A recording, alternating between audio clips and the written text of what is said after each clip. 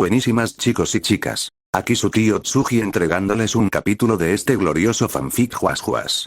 Pero antes de iniciar el video, no olviden darle like, compartir y suscribirse activando la campanita para que así se les haga aviso de nuevos lanzamientos. Descargo de responsabilidad. No soy dueño de las historias, sagas o franquicias mencionados y todo lo que viene con estos, ni las imágenes de personajes mencionados y o mostrados en el video. Créditos a sus respectivos autores. Solo el fanfic y los personajes exclusivos de este son de mi autoría, no doy permiso a otros usuarios de subir mi contenido, el objetivo del video es única y exclusivamente de entretenimiento.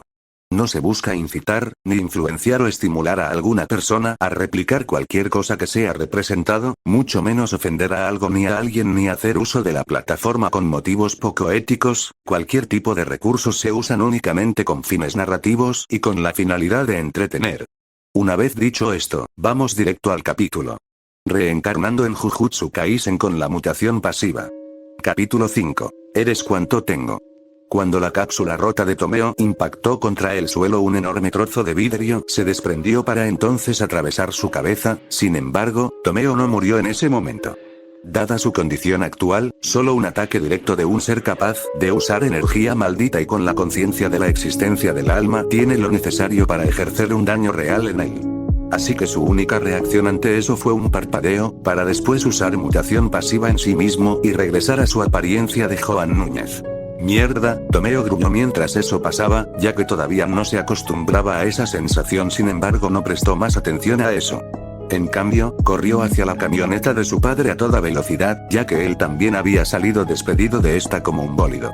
Sus pensamientos no estaban en él mismo, estaban en Masaru y Rika. Sin embargo, toda esperanza se perdió cuando sus pasos se detuvieron al son de una segunda explosión en la camioneta. Una enorme columna de fuego y humo se alzó, sellando el destino de las dos personas que habían quedado atrapadas en el vehículo. Mierda. Tomeo gritó de impotencia mientras caía de rodillas, sus manos presionando sus sienes con amargura, como si sentir de primera mano la muerte de Hiroko no hubiese sido suficiente. Ahora tuvo que ver morir a un hombre y una niña pequeña en primera fila. ¿Por qué tiene que ser así?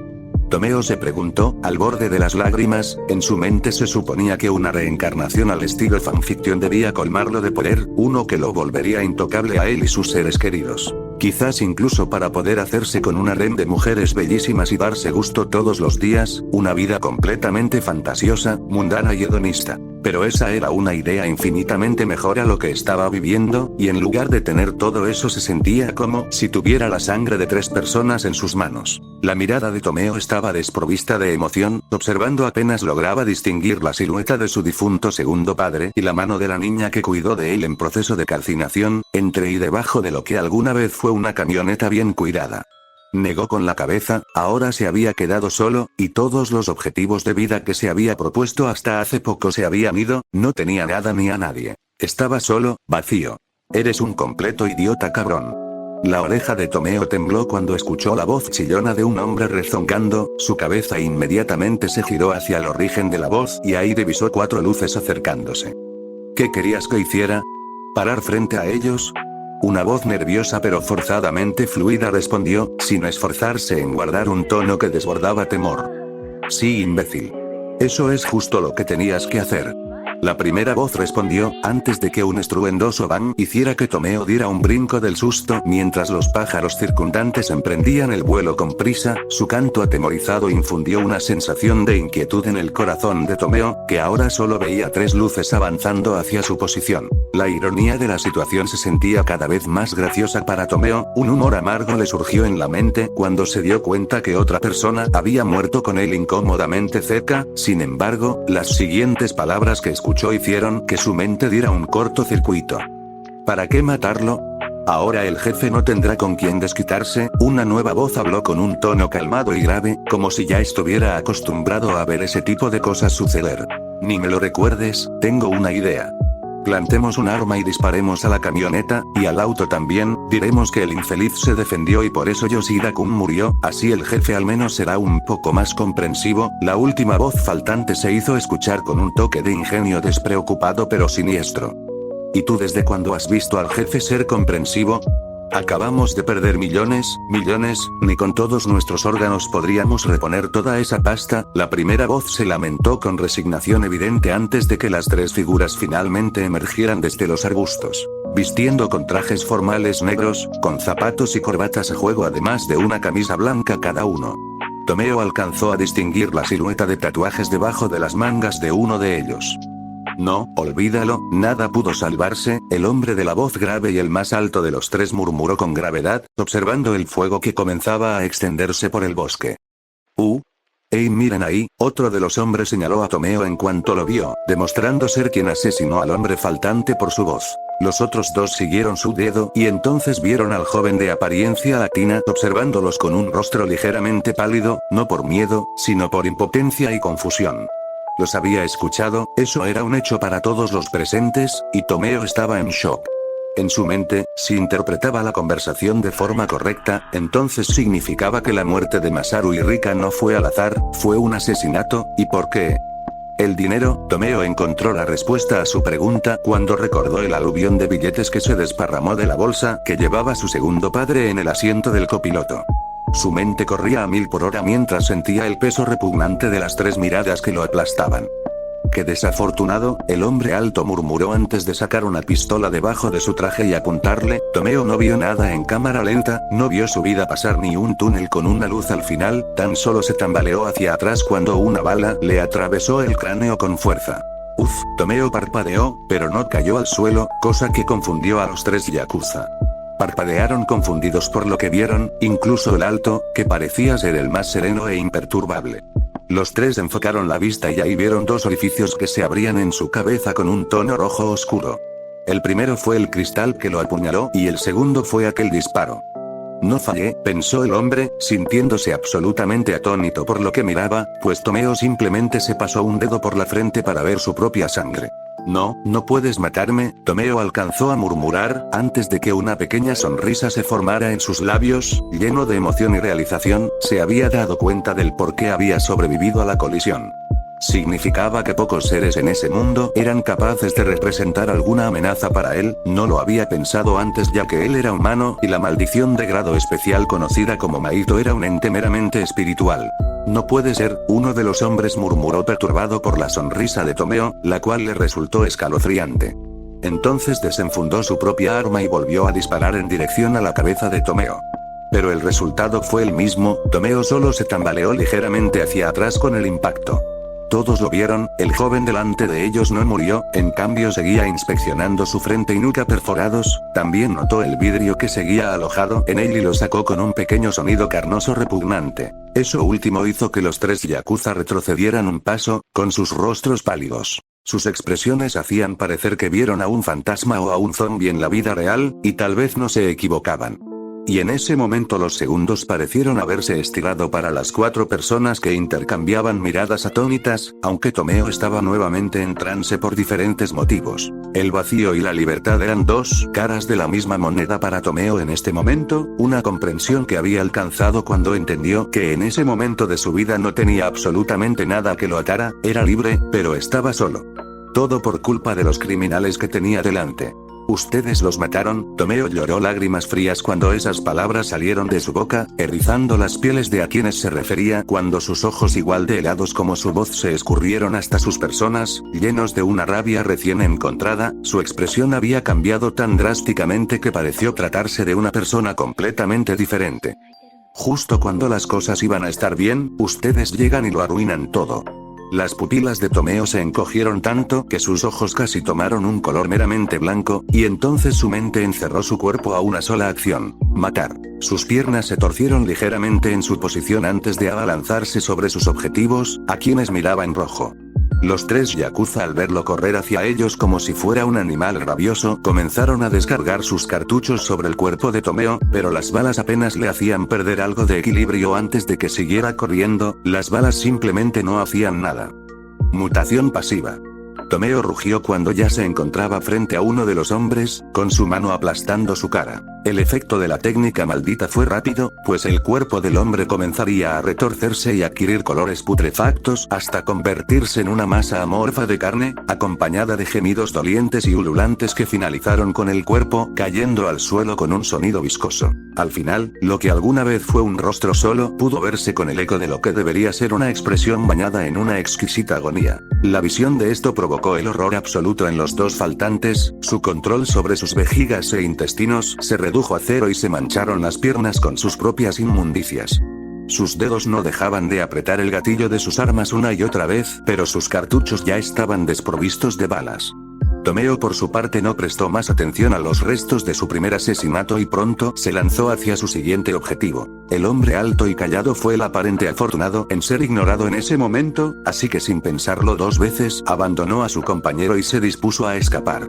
Su rostro y temple alguna vez impasibles ahora se habían derrumbado completamente cuando escuchó los gritos agonizantes de su compañero, haciéndolo apretar los párpados por unos segundos. Sabía que debía volver al auto que ocuparon para volcar la camioneta, así que implementó toda su fuerza en sus piernas con la esperanza de perder a aquel monstruo. Sin embargo, toda esperanza murió cuando una enorme cuchilla atravesó su pecho. El pobre incauto tosió sangre a borbotones mientras miraba choqueado la cuchilla deforme que lo alzaba en el aire. El estómago se le había hundido, sabiendo que su fin había llegado. Cerró los ojos tan pronto se sintió cansado, finalizando su vida.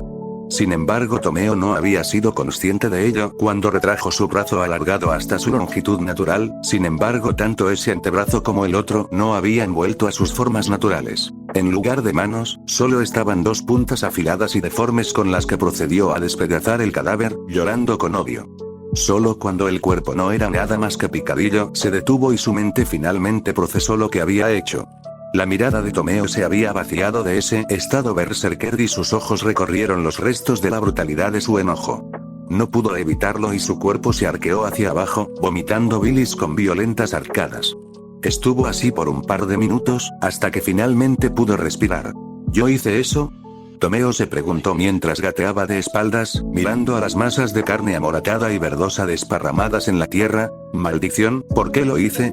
Tomeo sollozó mientras seguía retrocediendo hasta que el calor lo hizo detenerse y devolver su mirada hacia el fuego que devoraba el bosque. Allí entre las llamas estaba la camioneta de su segundo padre, carbonizada hasta la negrura total.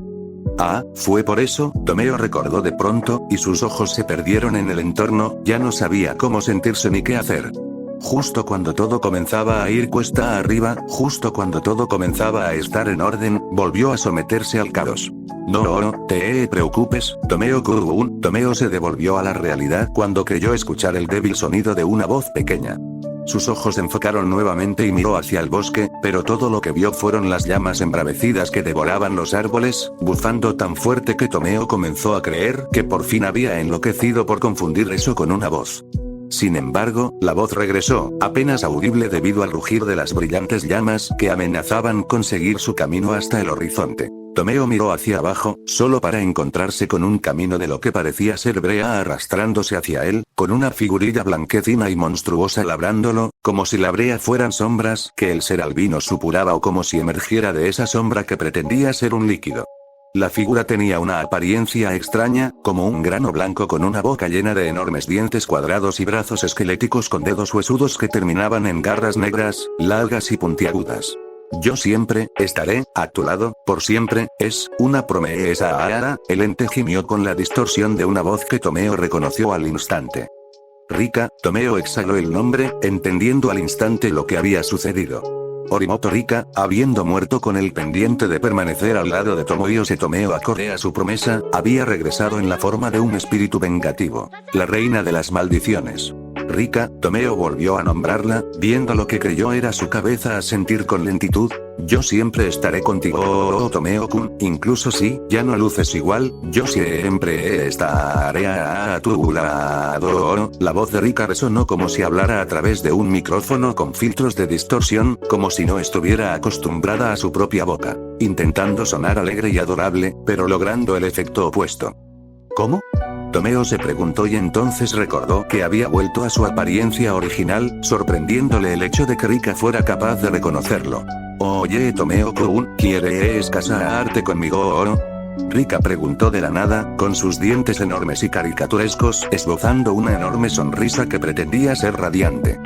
Cuando seamos grandes, no os casaremos, Rika proclamó, con sus manos sosteniéndolo en las espinillas, pero Tomeo solo pudo tararear con nerviosismo. No miraba a una maldición desde que mató a aquella que perturbó su hogar, especialmente tan de cerca como lo estaba haciendo ahora. Ver a Rika convertida en ese pequeño monstruo fue tan aterrador como fascinante, su tejido opaco y húmedo como una cebolla sudorosa le resultaba asqueroso y curioso a la vez.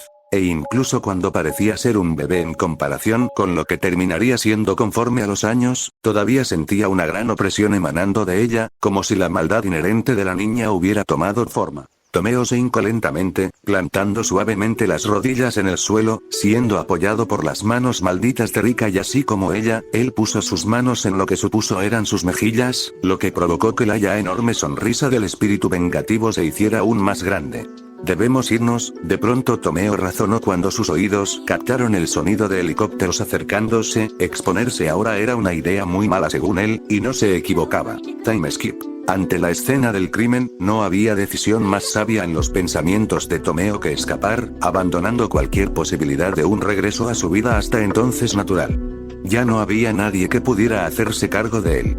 No tomó en cuenta a la abuela de Rika, sabiendo perfectamente qué tipo de relación tenían y recordando algunas menciones despectivas por parte de la propia Rika durante el tiempo que lo cuidó. La realidad de su situación actual se asimilaba en su cabeza con lentitud, pero el vivir en las calles fue un resultado instantáneo de su escape.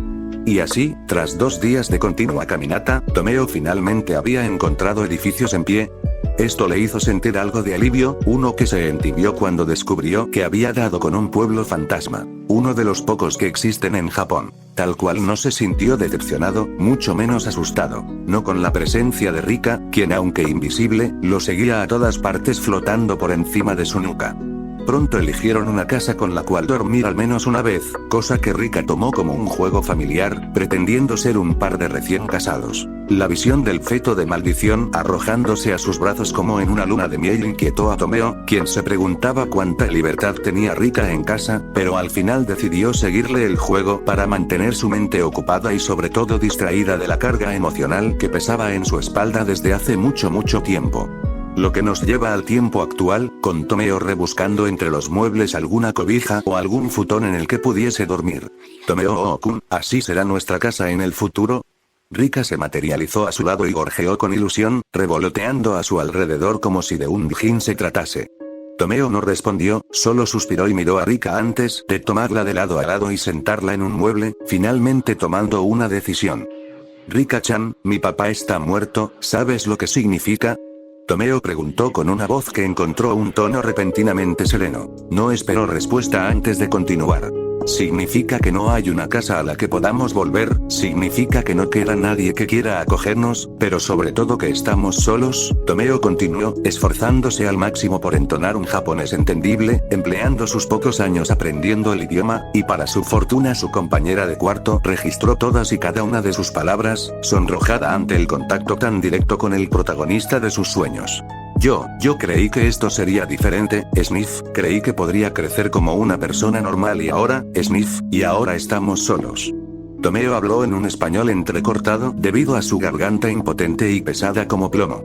Rika estaba confundida, pues de repente escuchó al joven hablando en un idioma desconocido, pero aún así, era capaz de percibir el dolor en su expresión enrojecida, empapada de lágrimas, saliva y mocos.